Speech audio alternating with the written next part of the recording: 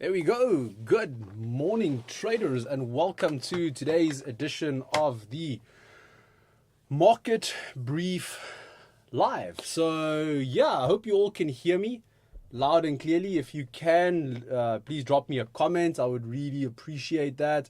Let me know where you are logging in from. Let me know how things are looking on your side, and if there's any specific charts or analysis or anything you want me to look at, feel free to pop it for me into the actual comment section, and I'll be more than happy to look at any of that for you here today. So I think let's get into the actual session. Let's see what's going on.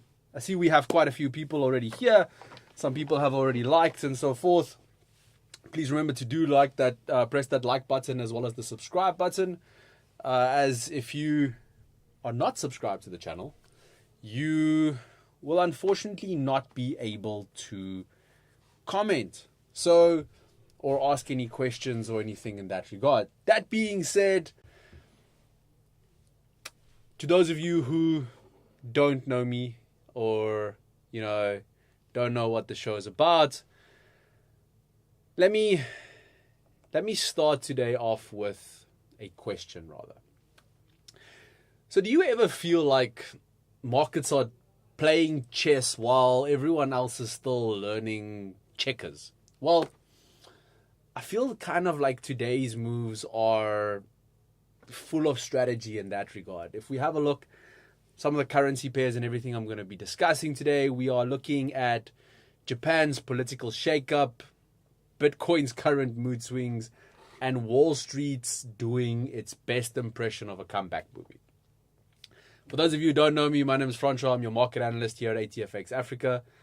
And each morning during the market brief, I unpack the biggest movers across currencies, commodities, indices, blending your fundamentals and your technicals, and just adding a bit of common sense. Because let's face it, markets don't always make sense. That being said, please also familiarize yourself with the disclaimer currently being displayed on your screen. This disclaimer, in short, basically just states that everything that I will be sharing with you during the session here today is for informational purposes only. At no point in stage during today's session will I be providing financial advice. And if you do require advice, please contact the financial advisor. Okay? I think that's kind of the easiest one on this. Again, the live chat today is very, very quiet. Does no one want to talk to me today? Are you all just dead quiet there? I said I won't be providing financial advice during the session. So everyone just decides, okay, cool, then we're not going to speak to you at all. That's not nice. So I do hope I'm going to start seeing some comments coming through, some questions coming through from you as well. So, that we can have a proper conversation and live session here today. So let's kick things off today with currencies. And I want to specifically discuss the yen. So when we are looking at the yen at the moment, it is currently trading water near 151 per dollar. To be exact, 157. I'm going to put on the chart just now. Which is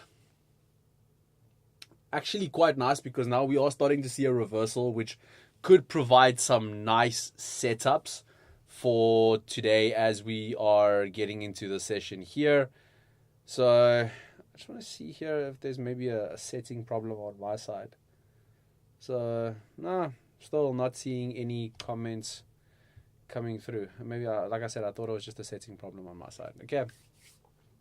So after this little bit of a rebound prior to this little bit of a rebound that we are seeing at the moment, we saw 3 consecutive days of losses for the US JPY pair. And obviously, if we have a look at just the yen, then we've also seen 3 consecutive days of losses just for the yen, especially if you zoom out to about a 4-hour chart, you'll see it's just been slowly ticking higher, and the dollar has been gaining on that end. Now, this is primarily because of political developments that are currently taking center stage in Tokyo.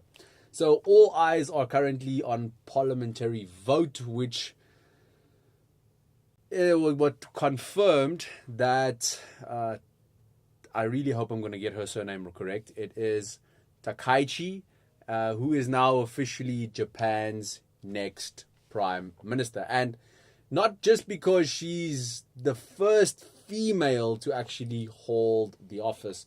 And this is obviously creating a lot of controversy within China. Now, her party, the Liberal Democratic Party of Japan, secured a coalition with Japan's Innovation Party, which signaled a bit of a tilt towards expansionary fiscal policies and economic reforms. Now, a lot of these things sound very promising on paper,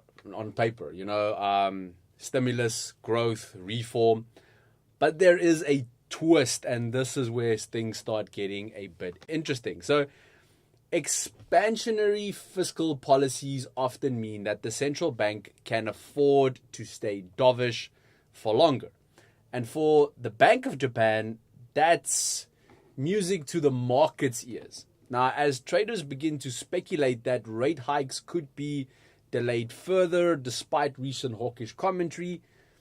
However, if we have a look at the coalition again, combined, they only currently hold 231 seats, which does fall short of the majority. So there is now uncertainty that is lingering within this about how stable this political partnership will be and whether the new prime minister can actually push through her ambitious agenda. Meanwhile, Bank of Japan board member Takata added a dose of intrigue by saying the time is ripe for raising interest rates. Now, that's a bold statement considering the fact that the Bank of Japan is famously cautious, and it keeps the market guessing whether Japan will stick to its, ultra low policy or finally take its footing or its foot off the gas, if I can put it in such a way, and, start making some changes. If we add on top of all of this as well, a softer US dollar has capped expectations that the Federal Reserve could cut rates later this year, and we've got a bit of a classic tug of war here between two currencies. Now, fiscal optimism weakens the yen, while monetary tightening talks tries to support it. Okay? That being said, let's have a quick look at charts here at the moment, and just so we can actually have a look at what's going on here today. So let me just see why is it not bringing up my chart. Let me just see why it's not bringing up my chart.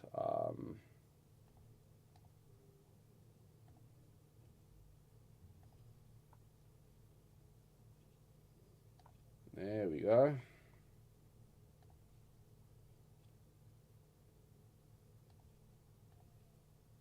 Okay, so there's the USD JPY chart at the moment. Now, as stated, currently trading around 151 or 150 or 51.7, with upside momentum currently clearly building on this one here specifically. Now, resistance is currently stacked. We just broke through this first one here at 151.3. After that we've got this one here. As you can see, this previous high point here at 152.5. And then that high point at 153, 152.5. So definitely quite a bit to look at in regards to this. Just want to see here. It's bothering me that no one is sending me a message because I'm sure I'm missing it somewhere. So let me actually just see. Let me do this. Let me see if that helps. I really hope I don't disconnect.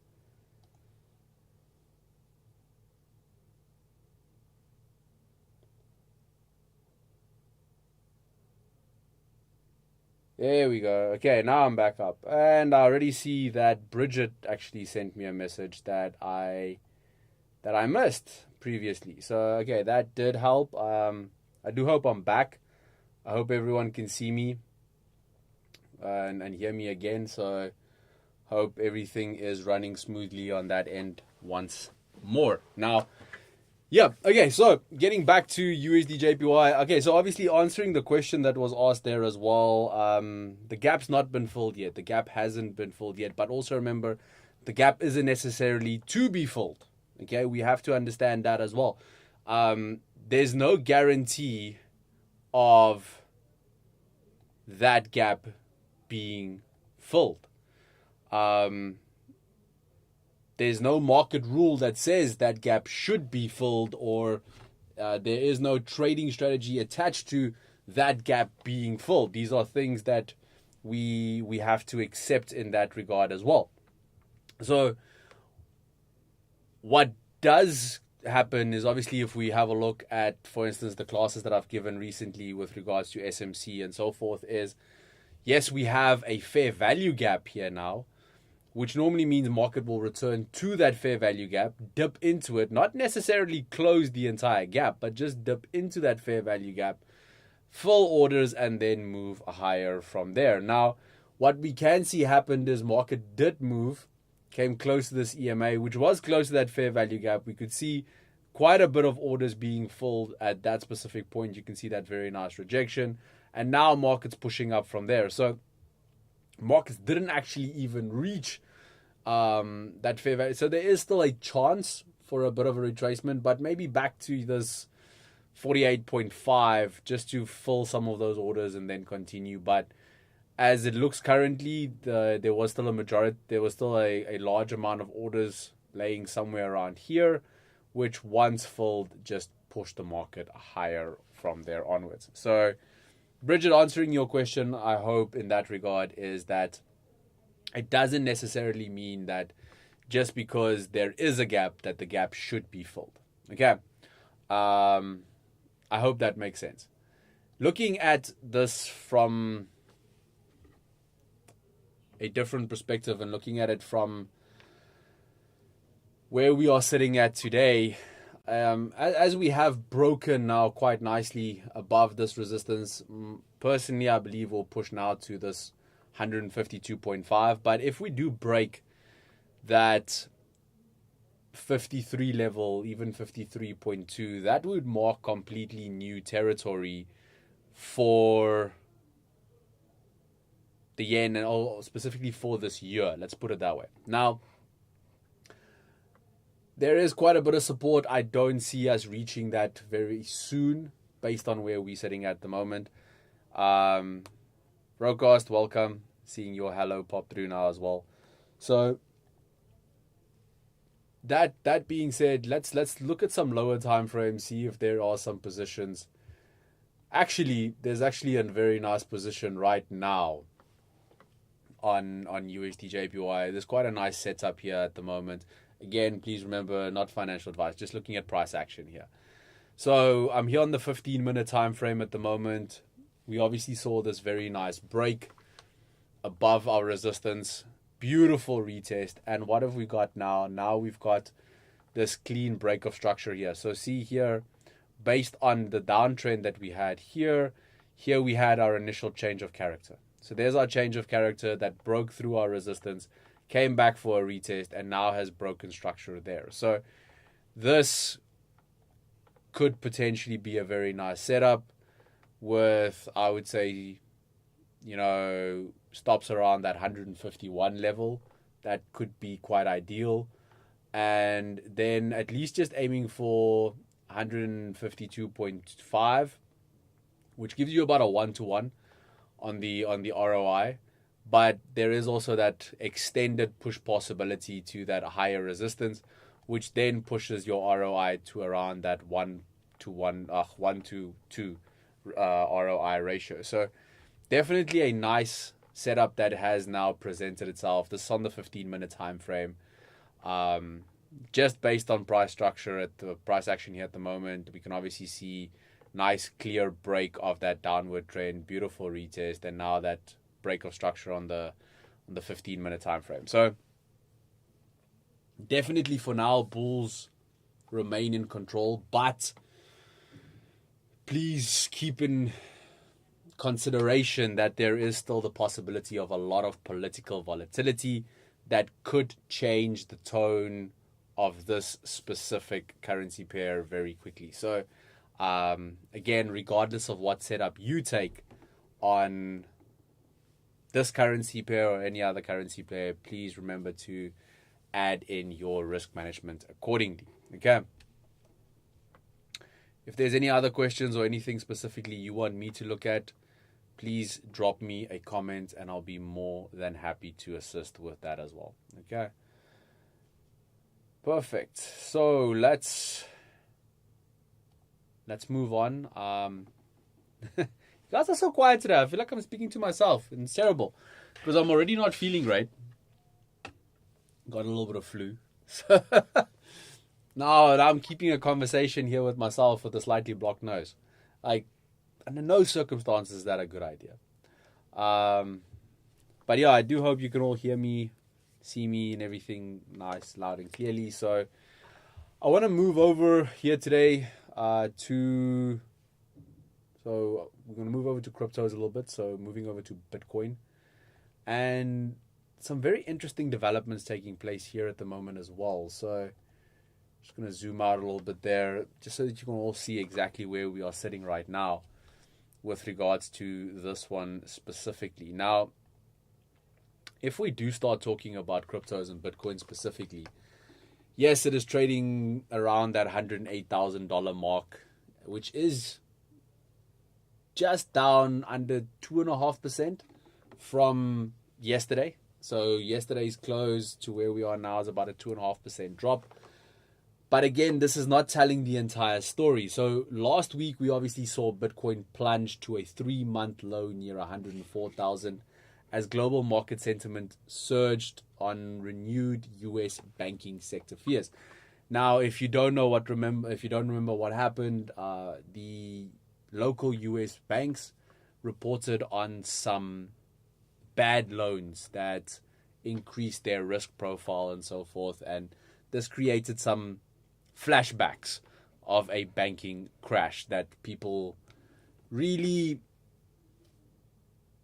started wondering about the market. Let me put it that way. Now, add into that prolonged government shutdowns currently now in its 4th week, and Trump's tariff threats that are reigniting US and China trade tensions.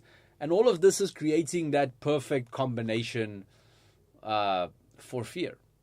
So traders rushed into cash, so more your traditional fiat, and we saw a nearly $20 billion worth of crypto positions just liquidated, which reminded traders that crypto volatility never really takes a break. But as fast as the sell-off came, sentiment did shift relatively quickly, and this was primarily due to President Trump, which took a bit of a softer approach or softer tone with regards to China, saying that a fantastic deal could still be reached. And this helped markets breathe a little bit easier, with Bitcoin then bouncing nearly 3% higher from those actual low points. Now, add on to this persistent speculation that the Federal Reserve could cut interest rates in the upcoming meeting now next week, which will take place on the 29th. And then we'll have another one in December, which also there's a lot of bets for potential rate cuts at that one as well. And suddenly, if we add all these things, crypto found some room to recover. Now, that recovery has retraced quite a bit today, and we're going to discuss some options here for us today. But if we have a look, lower yields and a weaker dollar often act as tailwind for digital assets. So there is definitely still possibility for some upside momentum. And then if we even look on the institutional side, strategy, formerly known as MicroStrategy, continues to play that long game on crypto, especially on Bitcoin. The firm has added another 168 Bitcoin to its portfolio last week, bringing its total holding to 640,418 coins, which is valued at over $71 billion. Now, that means that one company, MicroStrategy, currently holds 3% of Bitcoin's total supply. And yes, the CEO, Michael Saylor, is still smiling. He still believes this is going to go higher, and that's why he keeps buying this large amount of crypto. Now, meanwhile, adding to more good news for crypto, the UK Financial Conduct Authority, so the FCA, officially lifted its 4-year ban on crypto exchange traded products.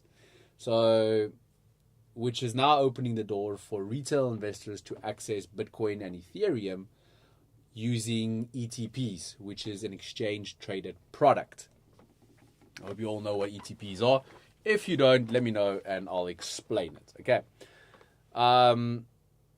Which after this was allowed, we saw firms like 21 Shares, Wisdom Tree, and Bitwise, which launched products on the London Stock Exchange, while BlackRock added its iShares Bitcoin ETP, which is all signaling a new phase of that mainstream adoption into, the world's oldest financial market. So, the UK normally takes the longest to adopt anything when it comes to finances, especially because of the conservativeness. Now, despite all that, Bitcoin remains a little bit under pressure, as we can see, which is kind of sad because normally October is usually dubbed as Uptober for its bullish history when it comes to cryptocurrencies. However, so far, I don't know, it looks more like oh no Tober, with Bitcoin still down 2% for the month, give or take.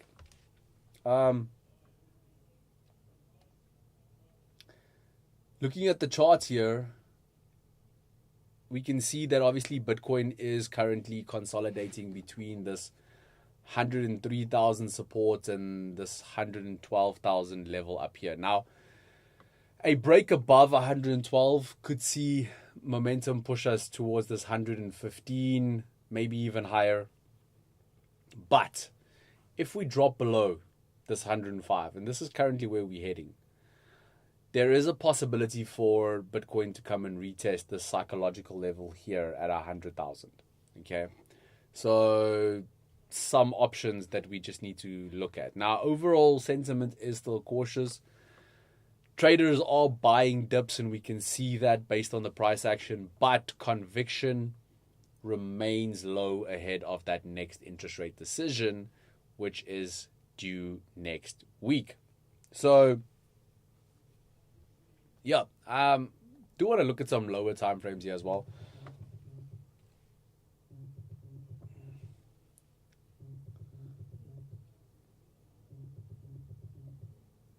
Sorry, traders, I see my camera cut out there. It should pop back up in a second.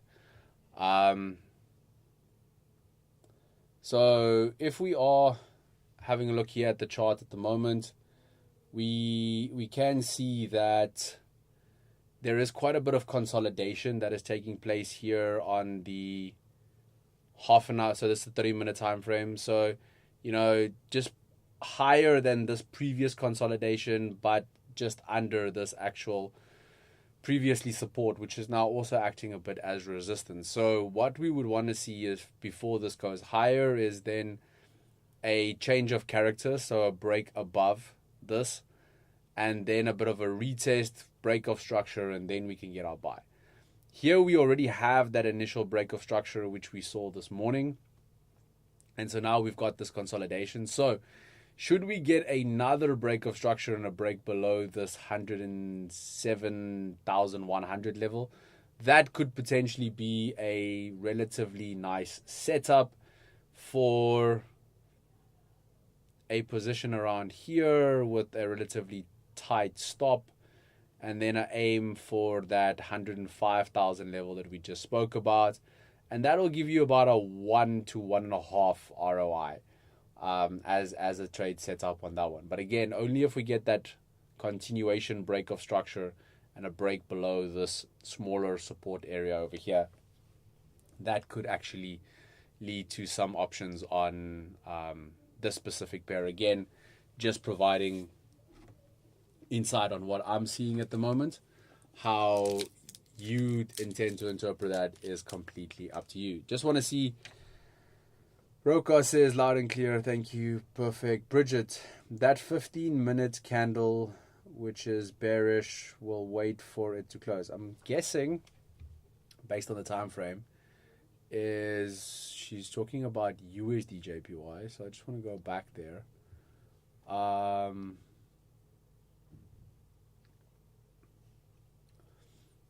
Yeah, there's no bearish 15-minute candle. I mean, we already had that brilliant rejection there. Probably there was a bit of bearish movement here, so but we saw some nice rejection there already. So yeah, Bridget, you can let me know if you're in the trade or not.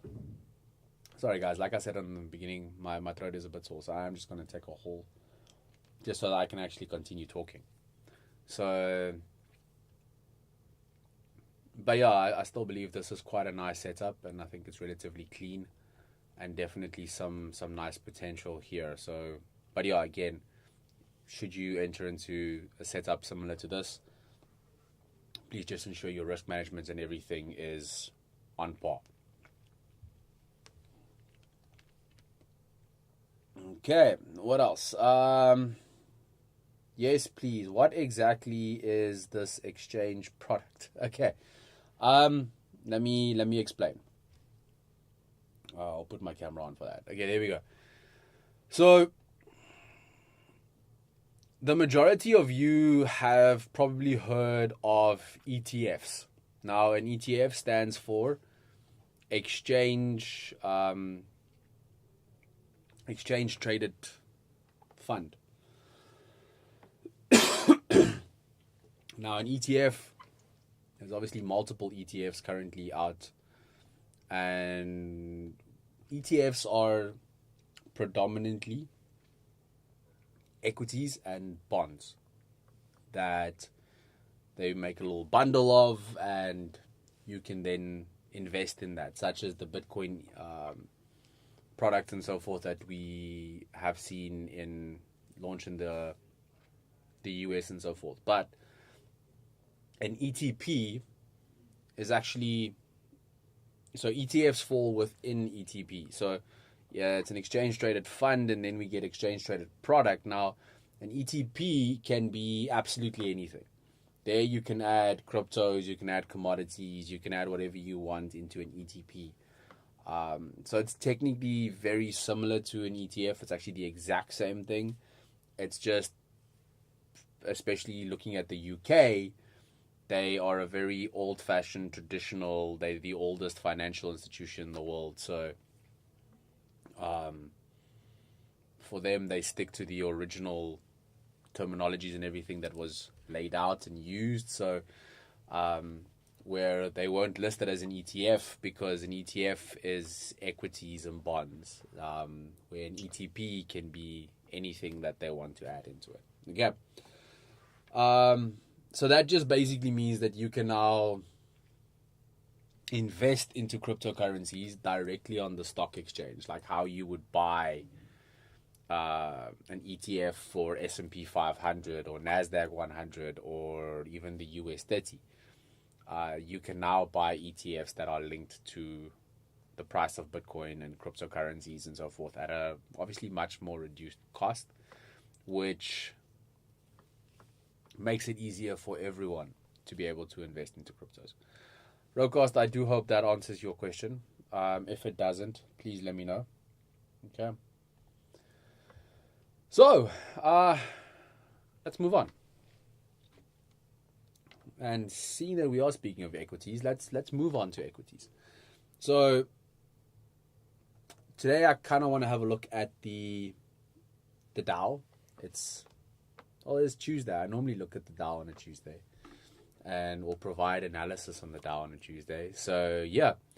Now, yesterday we saw the Dow surge 516 points, which was a total of 1.12%. And, this made equity traders like myself, or index traders like myself, kind of take a bit of a breath of or a sigh of relief, if I can put it in such a way, as we saw some optimism return to Wall Street. Now, this rally, primarily if we're looking at the Dow specifically, was led by companies like Salesforce, Apple, and United Health. So Salesforce jumped 4.6%, Apple jumped 3.9%, United Health jumped 2.1%. Now, after a week of choppy trading dominated by political gridlock and banking sector fears, this was a bit of a change. So what changed? Now, first, the White House advisor, Kevin Hassett, told CNBC that the US government shutdown, now entering its fourth week, by the way, is likely to end sometime this week. Traders, that's big. If the government shutdown ends this week, that's big, okay? Now, that hint of progress was enough to lift sentiment, especially after several key economic reports like NFP and so forth were delayed or cancelled because of this impasse. Now, please remember that the CPI report will be released this week. It will be released on Friday. I will be analyzing it live with all of you, so please come and join me here on the ATFX Africa YouTube channel so that we can go through this report together. Okay. Then we also have the second thing that changed, which is the regional bank earnings that came in better than expected.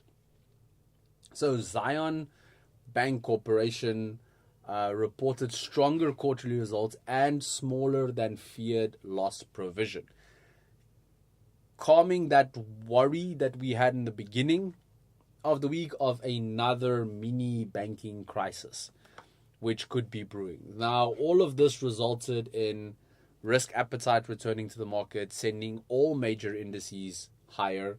The S&P 500 and NASDAQ was almost up more than 1% yesterday.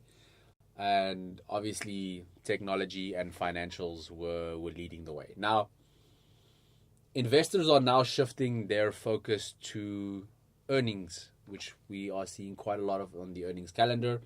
Netflix and Tesla are also due to report this week, two companies that are often capable of swinging overall market sentiment. Okay, but we need to remember that optimism is fragile. The CPI report, which was delayed by the shutdown, now coming out on Friday, remains a key risk factor. Traders know that without updated inflation data, predicting the Fed's next move is us flying blind. Like, it's very difficult. Still, yesterday's rally was a reminder that when markets start to panic, all it kind of takes is one good headline to turn the tide. Okay, so always keep that in the back of your mind. Regardless of how hard markets fall, little bit of good news, and we are back up. I do see Bridget says, Francois, what happened to NFP? So government shutdown. There was no people at work to generate the report. It's kind of that simple. So because no one generated the report, we didn't get anything. Okay, I hope that answers. Is probably the shortest answer I could potentially give here. So, yeah. Okay, so looking at our chart here at the moment, Dow is currently trading near that 46,700 level, comfortably above its short-term moving averages. So immediate resistance is currently sitting at that 46,800 level, followed by the 47,000 high point. And supports we can see here at around 46,300 and then 45,500. Now,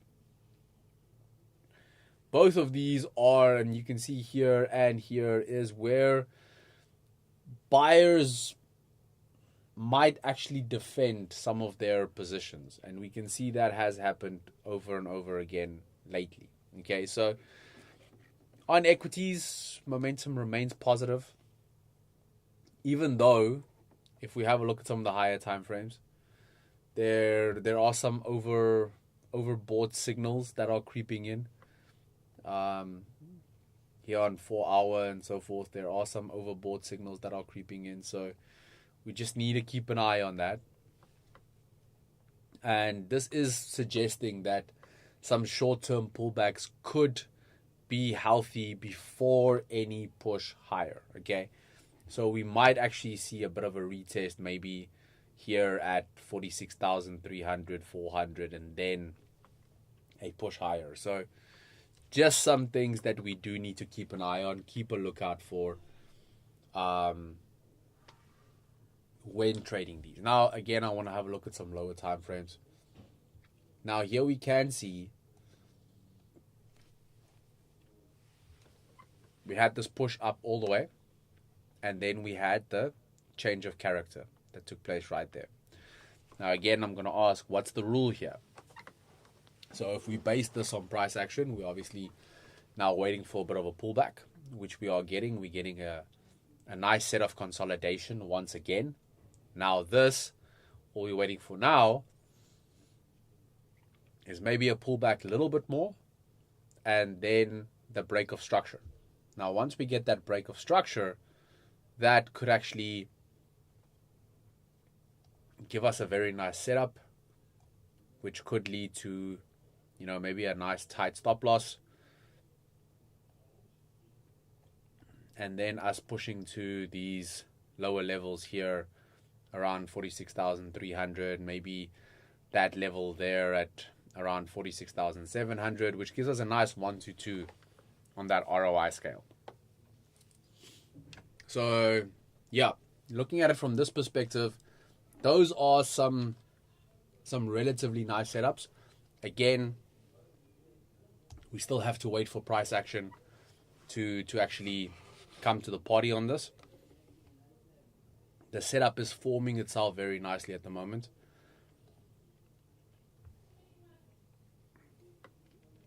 Even if we have a look at other ones like S&P, again, we got this nice move higher. We got that change of character. We've got that same consolidation now. So a similar thing here. If we can get a break of structure here, could open the doors to a very nice short position here as well. Exact same thing on NASDAQ. I mean, again, went to that resistance level there, change of character, consolidation. Now we just need the break of structure. Sorry about that, traders. And then we should be able to see a nice sell-off from there onwards. Okay. If there's any questions, anything specifically you want me to look at, please let me know. So, I mean, even on gold, went again yesterday, retested that high at 4,382, and all it's been doing today is fall. So massive pullback so far here.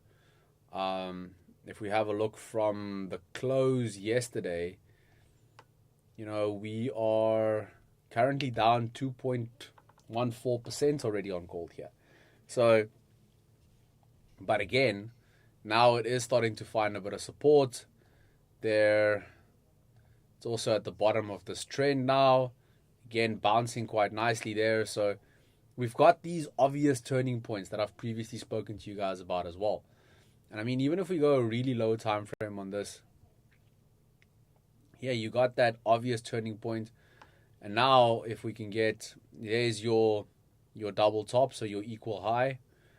Again, now if we can get a nice little break, maybe a short retest and then a break of structure, could be a nice buy back up to this 4,345 level. Or if we break this week low, that, because there we already have the change of character, so this will actually then give us that break of structure, which would then continue this downward momentum potentially to this previous week low, which is sitting here at 4,218.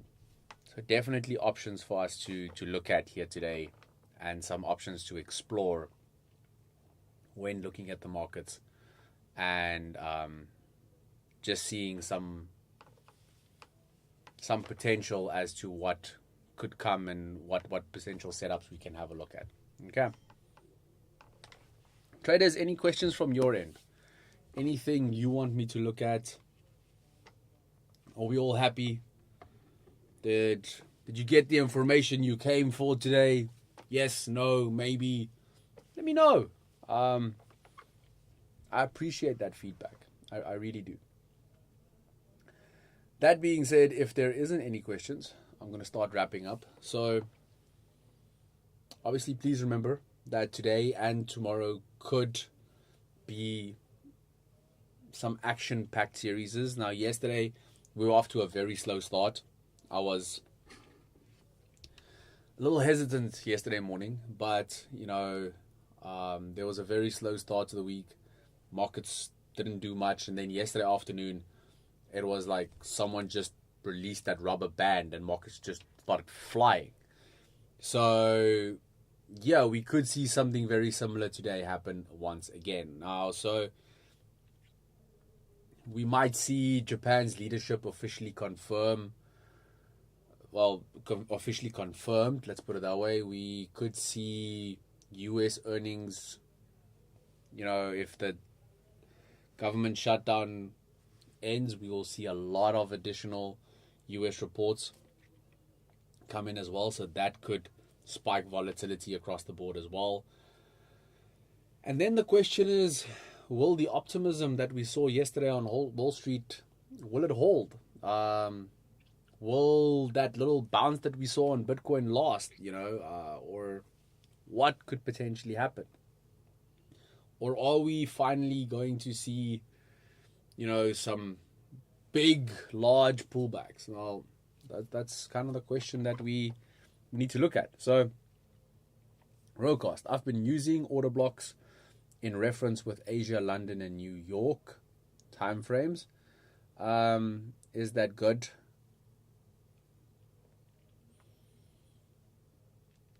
It helps me identify possible good setups. So, using the high and low for various sessions as support and resistance is a relatively easy and good way to identify key levels. I'm not going to argue with that.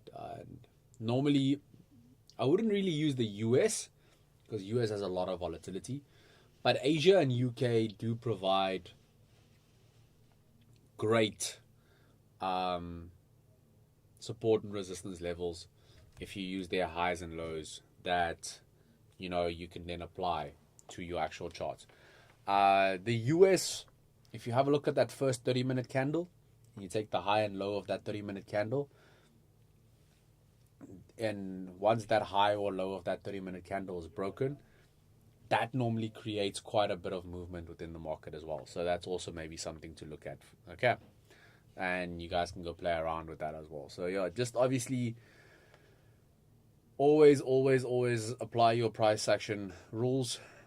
Have a look for where you see that break of structure, change of character, new higher highs, higher lows, lower highs, lower lows, and so forth that form. And, trade around that, work around that, and then, proceed from there on forward. Okay. Perfect. So, traders, I think that kind of wraps up for today. Thank you so much for joining me. Sorry there was no market brief yesterday due to worldwide internet blackouts, all editing software and everything just decided not working today. So yeah, even though the video was recorded, everything was not possible to get it out to you guys. Sorry about that. Now, obviously, that wraps up for today. Always remember, this session is brought to you by ATFX Africa. So ATFX Africa is the broker that gives you an edge in today's markets. If you're not trading with ATFX yet, or you haven't experienced the difference for yourself yet, there's a link in the description. Click on it, go to the website, and go have a look for yourself. Until next time, stay sharp, stay focused, and trade smart. I will see you all tomorrow. And also, please remember, tomorrow evening, I am giving a live masterclass here on YouTube on scalp trading. So come join me for that. Looking forward to seeing you all there. Have a lovely day further. Bye-bye.